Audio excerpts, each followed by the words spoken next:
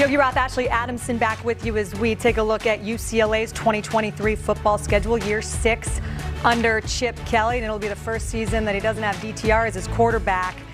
September 9th, their first road game of the season. They head to the road and take on San Diego State. Remember, last time they played, 2019, UCLA lost 23-14.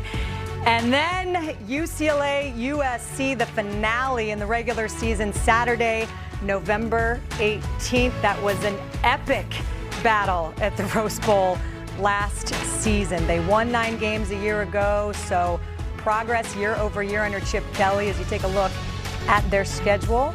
Week 3 against NC Central, one note there. That was the team that beat Coach Prime in his last game at Jackson State in the Celebration Bowl, which I'm sure you were dialed into. Yogi, what jumps out to you?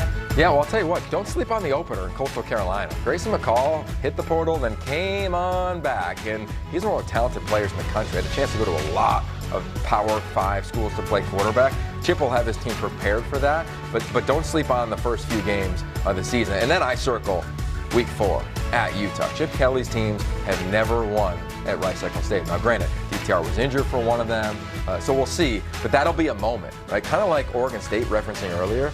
UCLA's got a chance to take the next step. Now, who's going to be the quarterback? No longer Dorian Thompson-Robinson. There's a lot of talented players, including one of the best recruits in the country in Dante Moore, as Colin Schlee, a transfer from Kent State. And oh, by the way, Ethan Garbers is still there, and Justin Martin. So they've got a lot of talent at that position. Do they have it figured out? I'm sure they will by the time they get to that point. But the Utah game is the one that I circle because that is a program-defining game, I think, for UCLA. They won last year. They beat Utah at home. But to go there, as we all know, is a different beast, especially if that is a night game. So that is a big moment for me. And then the SC game. I mean, you can't not talk about the drama. Kyle Ford, one of the top receivers at USC. Now he's at UCLA. I mean, it's just going to be fun to watch that game with all the drama, separated only by a handful of miles. I mean, it's going to be fun when you look at how this thing is laid out. And then, of course, they go 8 straight to finish it off. That is not going to be easy, but Chip Kelly has continually built depth. Remember, year 1, Ash, they only took 2 buses to the game against USC.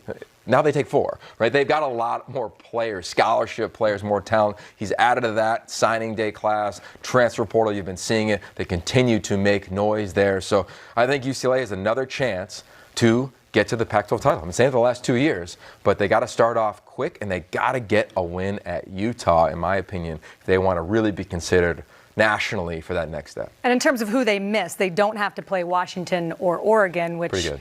Yeah, exactly. That is pretty good. And I think there's a lot of excitement around UCLA, and fans have been excited about the direction of it, and I think they're ready for the next step.